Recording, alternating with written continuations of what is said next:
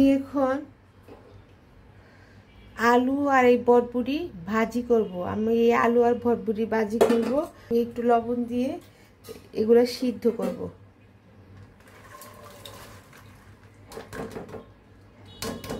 সিদ্ধ করে আমি ঢেকে দিব। আমি এগুলা 10 মিনিট সিদ্ধ করব। আমি 10 মিনিট বটবুটিটা সিদ্ধ করে নিয়েছি। আমার বটবুটিটা সিদ্ধ হয়ে গেছে। এখন আমি এটা পানি ঝরিয়ে নিব। আমি চুলাটা বন্ধ করে দিলাম।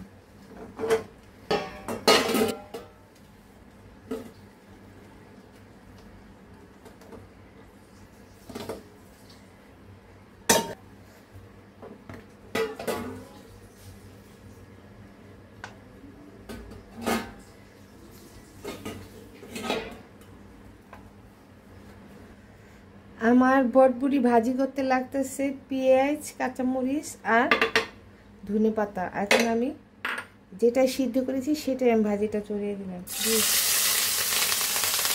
আমি হালকা আর একটু লবণ দিয়ে দিব।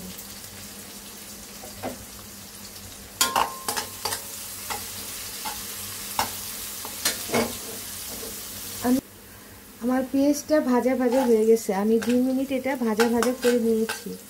এখন আমি বটবুটিটা আলুটা লবণ দিয়ে যে সিদ্ধ করে রেখেছি সেটা আমি এখন দিয়ে দিব।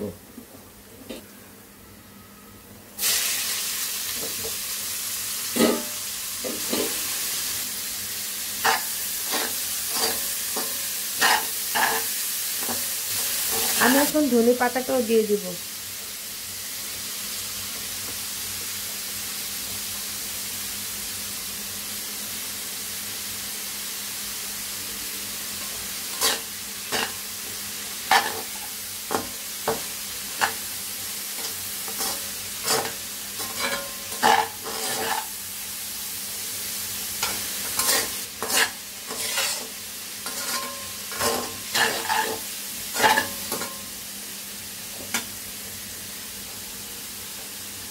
আমার ভাজিটা হয়ে গেছে।